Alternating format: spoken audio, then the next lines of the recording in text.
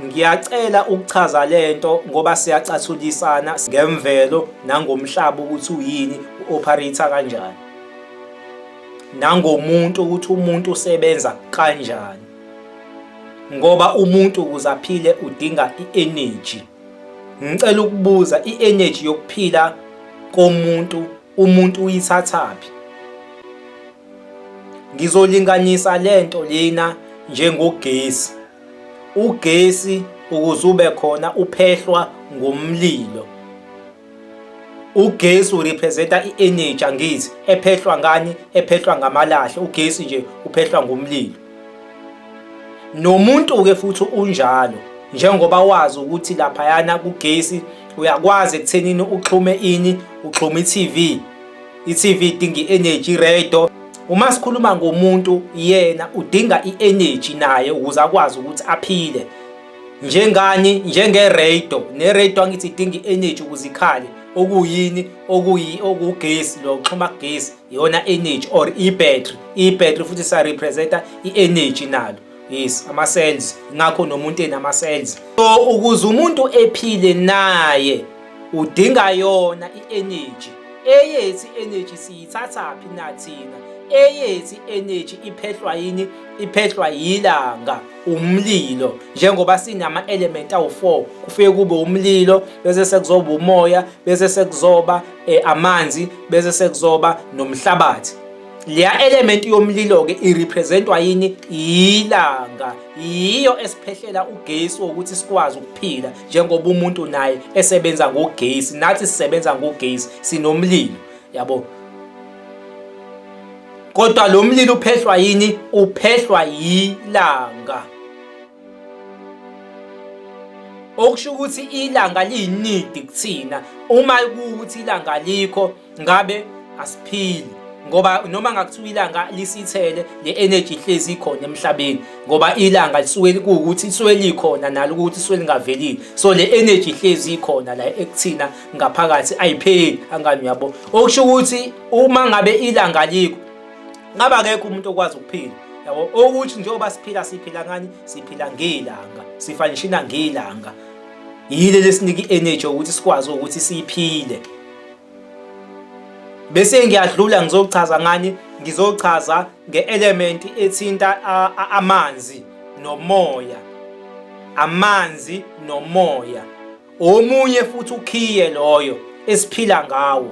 Ohlangothi lethu lukaMa. Umuntu uphila ngesisekelo sikaMa noBaba. Uma sikhuluma nge-masculine energy irepresentwa yini? Angithi yilanga. Leli esilidingayo elubaba kuthina esilidingayo ukuze siphile sifanishini njengoba sengichazile. Noma futhi babambisene benoma wethu. Uma wethu yena urepresentwa yini? Anganikhuluma nge-feminine energy, amanzi lawo esikhuluma ngawo. Uyasiza kuma wethu ukuthi sikwazi ukuthi siphile ngoba akekho umuntu ongaphila engekho amanzi. Amanzi futhi yiwo asakhela umoya. Akekho umuntu ongaphila ungekho umoya. Okusho ukuthi siphila ngobani? Siphila ngoma wethu futhi okuma unomkhubulwane. Masikhuluma ngamanzi, uyo wenza ukuthi kube khona umoya lo esiuphefumulayo. Awukho umoya ngale kwamanzi. Amanzi ayinidi. Akekho futhi umuntu ongaphila engekho amanzi. Ungaphuzana, ungashona. Okusho ukuthi uma wethu futhi uyasondla ngamanzi nangomoya. Ubaba wethu usondla ngaleya energy leyana yelanga. Uma wethu usondla ngani? Ngamanzi nangomoya.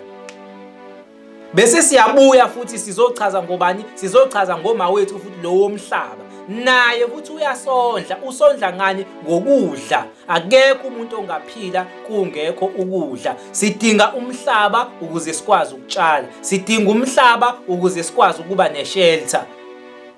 So labo mawethu laba ababalekile nobaba wethu balekile. Ingakho ke eAfrika kwakuhlonishwa ilanga ngoba ilanga liwubaba kuthina, ilona elisinika impilo. Bese sekuzoba kuhlonishwa amanzi nomoya. Ngoba amanzi abalekile ngoba iwona enza kube khona umoya okuma wethu loyo. Bese sekuzoba umhlaba, uma wethu loyo. Yingakho uNkulunkulu ngokwase-Afrika wayerepresentwa imvelo. Angikuphinde lokho. Lala eAfrika uNkulunkulu representwa imvelo, uma nobaba. Sikhuluma ngoNkulunkulu la eAfrika sikhuluma ngemvelo, hayi indoda yomlungu eyabumba abantu. Wayeyisithi akube khona intaba, akube khona imfula, akube khona leyo ndoda, lo wamlando siswe sakithi awulona iqiniso. Amasiphosiso abelungu bezosusa kwimvelo besakhela ikhanda lomuntu. Ayi-exist leya ndoda ebizwa ngogod, kodwa uNkulunkulu wabantu abamnyama imvelo. Imvelo ayidalwanga uNkulunkulu, iwuNkulunkulu qobo lwayo, yayizakha yona kusuka kuNkulunkulu umoya. Obani okukhanya ngithi sikhuluma ngemvelo, umoya, hayi indoda yomlungu. Futhi imvelo yayizakha yona, ayizange iziyakheke yonke same time, beyilokhu izakha. Umhlaba uqale uyiparish, yabo, like ivolcano. Umhlaba uqala kanjalo. Mawusuka ubona ivolcano, yes, umhlaba bewukanjalo, bewudaka olishisayo, angisho njalo, ya udaka olishisayo umhlaba. Kodwa ngalezo yikhathi kwakukhona idalwa ezayiphila ngaleso sikhathi. Washifta umhlaba walokhu uzakha wona, wazakha yini lezakhayo? Imvelo. Iyazakha imvelo. Kwafika isikhathi la khona kuphile ezinye idalwa. Ngaye ngakhuluma ngezinye idalwa ezake zaphila ezazizinde ezibizwa ngokuthiwa ama-giant. Kwaba khona la emhlabeni labo bantu abanje abade, ababefika le phezulu bebade kakhulu labo bantu. Kwaba khona ihlahla engakhuluma ngazo abantu bangiphikisa ngabayeka, ezazikhona le emhlabeni, ezazinkulu kakhulu, ziyosha phezulu lapha phezulu emkhathini lezo ihlahla lezi ezayibizwa ngokuthiwa ama-giant trees. Yilezi ihlahla lezi ezathi umhlaba futhi usuphuma usuhlelwa kabusha, futhi ezasikwa kwaba yintaba, njengoba namhlanje kuney'ntaba, kwakuyilezo ihlahla lezo. Asuswa ama-giant, wona ayeseyiswa kephi ngaphansi komhlaba. So umhlaba bowulokhu ushintsha sizwe sakithi, uzakha wona. Waqala udaka, waphinde washintsha wabe esinye isimo, kwaphila ezinye idaka. Waphinde washintsha wabe esinye isimo, kwaphila ezinye. Imvelo izakha yona. Ayikho indoda yomlungu eyathi akube khona intaba, akube khona imfula, akube khona ukuthi. Ayikho leyo nto. Inganekwane esinikezwa abelungu. Masikhuluma ngoNkulunkulu sikhuluma ngemvelo. Ngingakho-ke eAfrika kwakuhlonishwa ini? Imvelo, ilanga, kuhlonishwa umoya, kuhlonishwa amanzi, kuhlonishwa umhlaba, ngoba imvelo ibambisene uma wethu nobaba wethu. Ngathi ukususa kwethu kulezi zinto sizwe sakithi, ukunikwa leya ndoda ekuthiwa uGod enga-exist, babesibulala siphila, benzele ukuthi imvelo singayihloniphi, ngoba bayazi ukuthi imvelo thina yiwubaba kuthina. Uma sikhuluma ngama-energy sizwe sakithi, ama-energy abambisene emoyeni. Sinoma nobaba emoyeni, masculine and feminine energy. Njengoba ubona umoya, ubona lento lesithombe nginivezele sona lana, umoya kusebenza kanje. Masikhuluma nge-feminine energy, umoya womuntu wesifazane, i-masculine umoya womuntu wesilisa. Lo moya iyahamba, ngisho i-flow ihamba, iyakwazi ukuthi ihamba ndawonye, ayihlukani. Ngingakho nabantu bokuqala kwahlangana lama-energy base beqhamuka kephi? Emanzini. Abantu baqhamuka emanzini kumuntu wesifazane, ngakuchaza lokho. Abakhwanga indoda ebizwa ngogod omlungu yabaphefumulela, yabakha ngodaka. Akuwona umlando lo weqiniso sizwe sakithi loyo. Kodwa imvelo ihlukene kabili, masculine and feminine. Lo energy ihamba yo-2. Yiyo eyenza ukuthi kube khona abantu sizwe sakithi, abantu baqhamuka emanzini, ngoba amanzi ayi-feminine energy, okuwumuntu wesifazane, ngoba umuntu wesifazane urepresenta amanzi. Yingakho ngaze ngalinganisa ngathi umuntu wesifazane la ngaphakathi kuye unomhlaba. Uma ngale nkathi eseyithwele ingane isuke iqala emanzini, yonke leyo nto bese iba nendlela yokuphila. Ingane iphila ngoba ingane kumuntu wesifazane emeyithwele iphila ngaye, isuke ixhume lapha kuyena, iqale amanzi iphile bese ixhuma lapha kuyena, yonke into inkaba ixhume yonke leyo. Nathi futhi siphila ngoma bethu, ubaba noma. Njengoba senginichazelile ngathi asikwazi ukuphefumula ngale kwama nobaba. uyena osinikeza ukuphefumula uma wethu nobaba wethu. Ubaba wethu usinikeza i-energy yena, uma wethu asinikezeni umoya, amanzi, ukuze sikwazi ukube khona umoya sidinga wona amanzi. Yes, njengoba nisibona nathi sila emhlabeni sifana nabantu abasesibelethweni. Umhlaba uyisibeletho somuntu wesifazane. Angikuphinde lokho, umhlaba uyisibeletho somuntu wesifazane. Umhlaba lona urepresentiwe futhi kakhulu amanzi. Umkhathi laphayana wamanzi, wonke umkhathi la ngaphakathi sisemanzini thina. Even nalowo lwandle esisurround amanzi, yonke into elaphakathi la esurround umhlaba iyamanzi. Njengoba siyiphakathi nathi siphefumula bani? Siphefumula uma wethu. Uyo sigayidile la ngaphakathi, uyena osinikezani, ofana ukuthi usinikeze ipipe lokuphefumula ngoba siphefumula umoya la ngaphakathi kulamanzi. Okusho ukuthi kuyafana ukuthi nathi sihleli emanzini ngoba umoya uhlezi ukhona, fanele siphefumula umoya ukuze ube khona yini, uqhamuke emanzini, amanzi, umoya. Siyafana njengabantu abahleli emanzini nathi.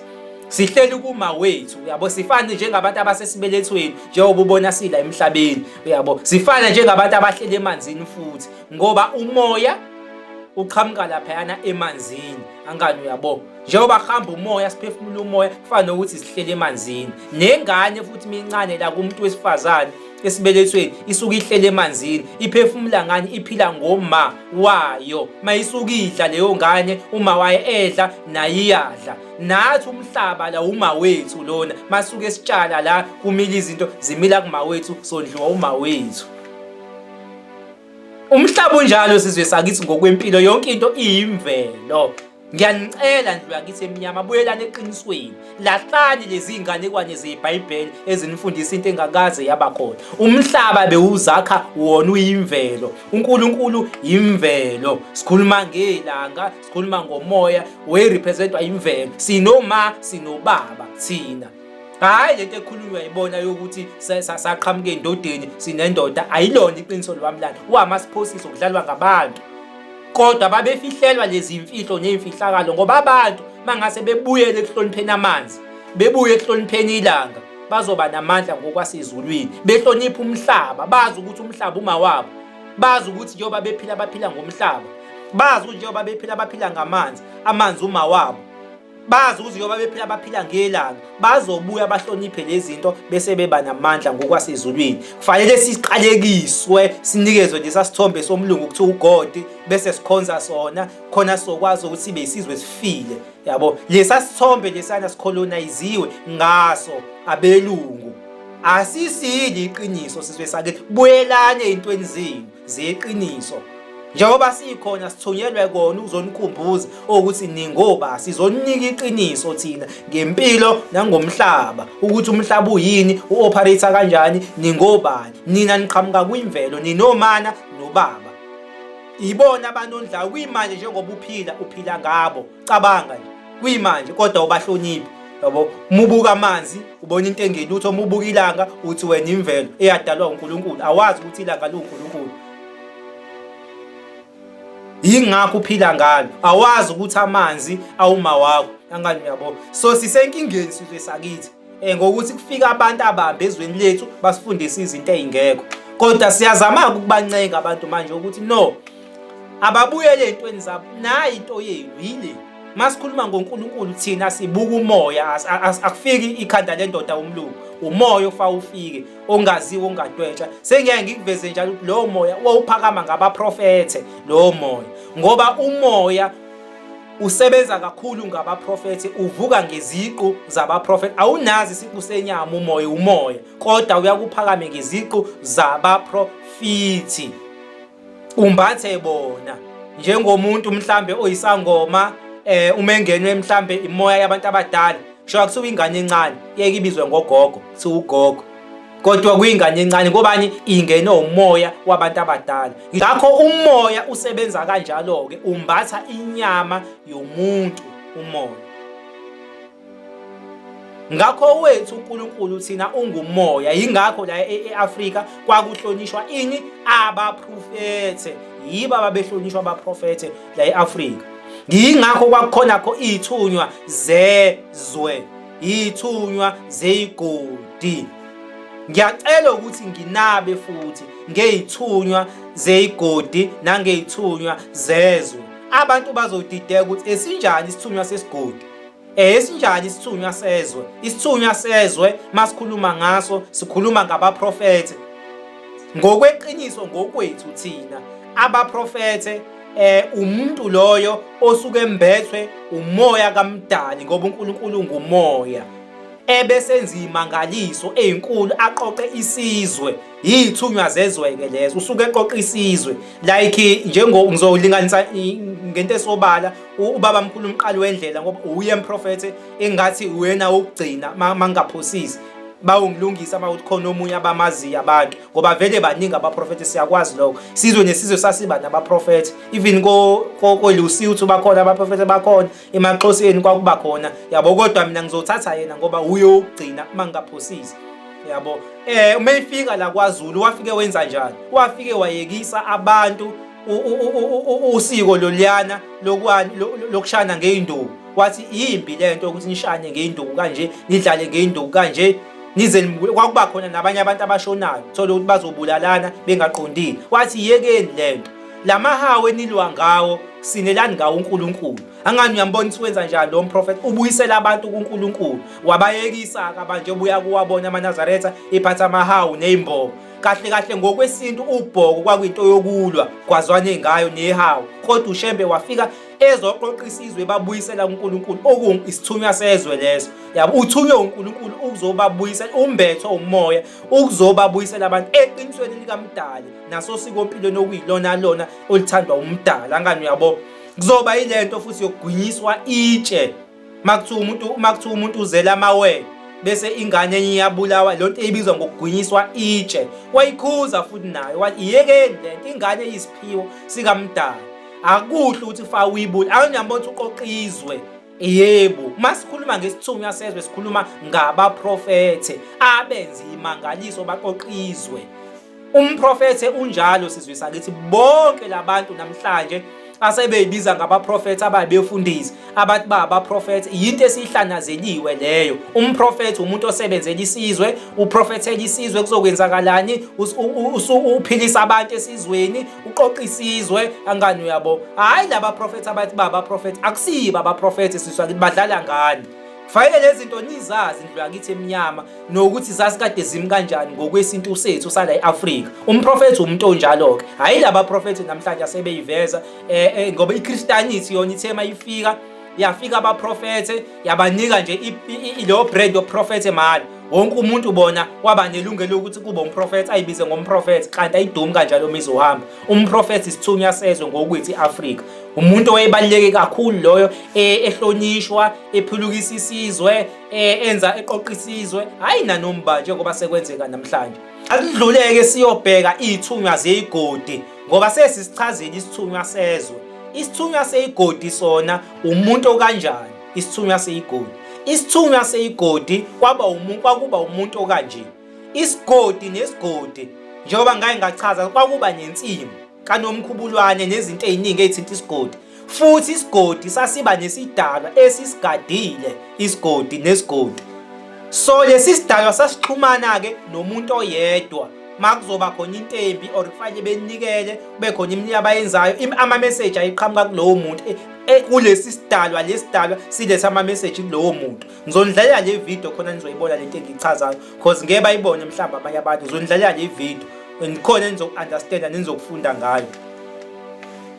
Angani uyabona-ke kule video ukuthi lesi sidalwa kwakunesidalwa esasikanje, yabona manje kusakhona kwezinye indawo. Thola ukuthi bazoxhumana nomoya waleso sigodi leso, uxhumane nomuntu. Kuyaziwa futhi endaweni ukuthi ubani esixhumana naye. Kuzofika lowo muntu afika asho ukuthi no, umoya uthi kanje kanje kanje esigodini. Esigodini mhlambe kuze ukuthi nokuthi, esigodini kufanele nenze ukuthi nokuthi. So lowo moya wokuxhumana nesithunywa sesigodi. Anguyebona into ethi ijule kanjani thina ama-Afrika.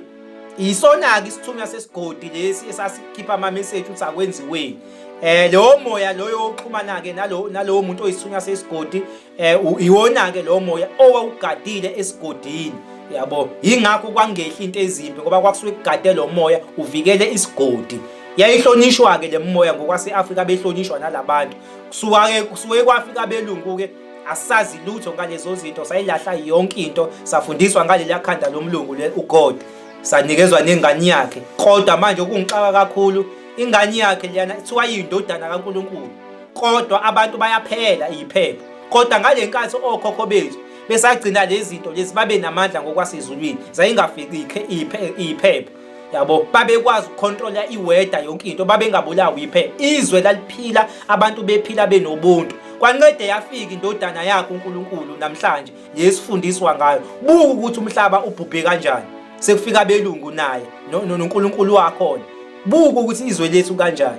Abakwazi abantu ukucontrola iweather, bayaphela imvula, siyaphela iweather. Yini manicabanga sizwe sakithi sihleli nendodana yakhe uNkulunkulu?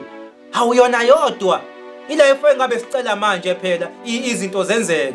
Yini izingasenzeki izinto, kodwa okhokho bethu zazenzeka kubona. Sehleli nendodana kaNkulunkulu. Uma kuyindodana kaNkulunkulu ngampela le, ingoba kudlalwa ngabantu abamnyama, bayacontrolwa, la mind control lapha. Uyathi uyo wasibulala kahle kahle, base wakhulunywa iqiniso.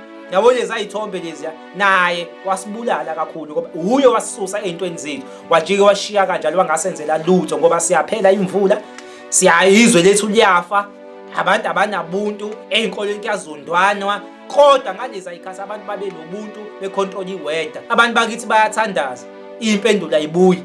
Uma ucabanga isizwe simnyama njengoba sithandaza kanje, sethiwa nje cabanga nawe uJude, bayathandaza abantu abamnyama. Asikho isizwe sithandaza njengomuntu omnyama.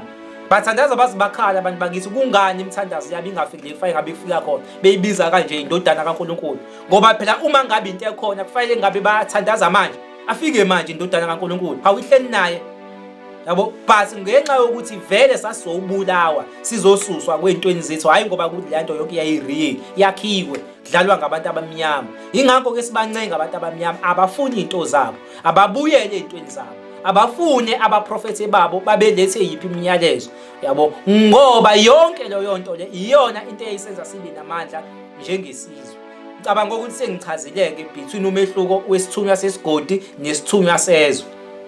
Sasingagcini-ke nokuba nalabo bantu thina, sasiba ney'ngedla, izanusi ngokuhlukana kwakhona.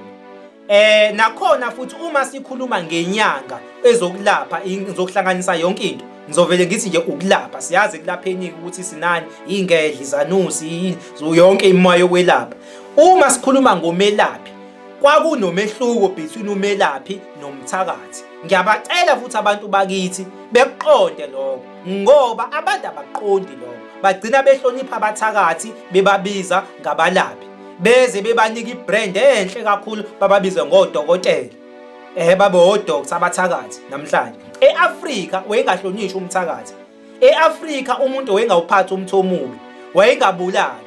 Kodwa kwakukhona abantu ababeclean, bephatha imithi yokuphilisa kuphela. Uma kwatholakala ukuthi umuntu uphatha umthi omubi, wayebulawa e-Afrika.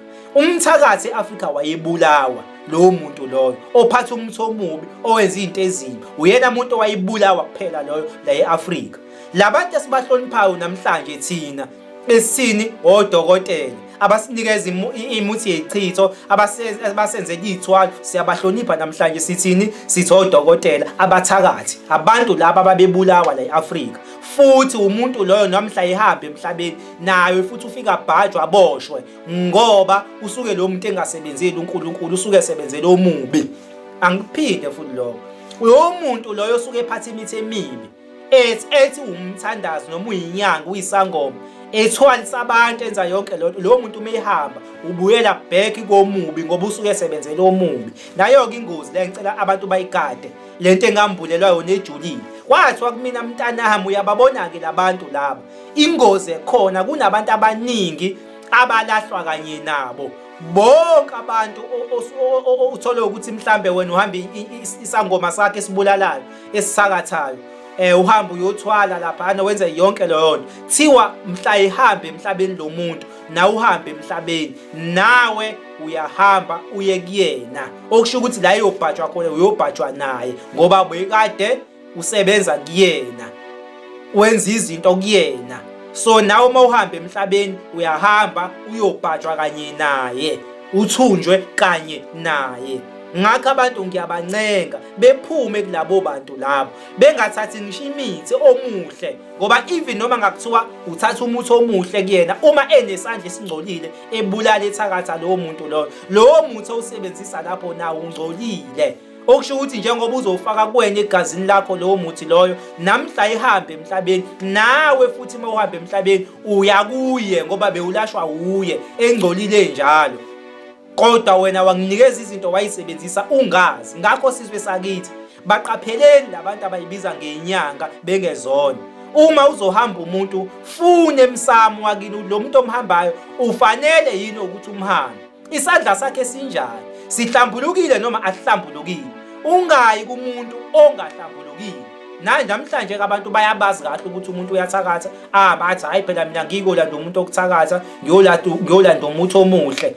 Asebenzisa umuthi umuntu amazi kahle ukuthi uyathakatha, noma ngakuthiwa ubungathatha umuthi omubi kuyena, kodwa mhla uhamba uya kuyena uyobhajwa kanye naye ngoba uyakungcolisa. Into engatshenwa yona-ke mina kukuwena ukuthi uyayikholwa noma uyikholwa.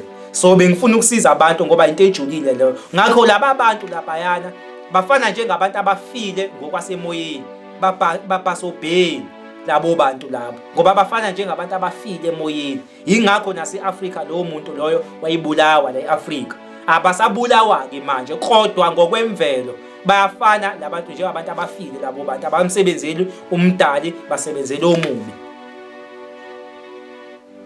Cabanga ukuthi ngicacisile lento ngoba lezi zinto kufanele siyiveze abantu bazazi ukuthi zaqala kanjani, ziyini, ngoba lezi zinto abantu abayiqondi, yabo. So zinomehluko, yabo, between inyanga or ezokwelapha nomthakathi. Banomehluko labo bantu, bahlukene, yabo. Kunomehluko between isithunywa sesigodi nesithunywa sezwe, banomehluko labo bantu abafani, angani uyabo. So iyona into ebengifuna ukuyicacisa leyo, ngicacisela abantu. Sengikhulumile ngumfokaduma, uMadida, maybe-ke sengathi ingane, uMaguqa njalo athi umthandazo uManqoba, uthanda abantu azonda umthakathi, uphunga lomzondo ngoba efela iqiniso.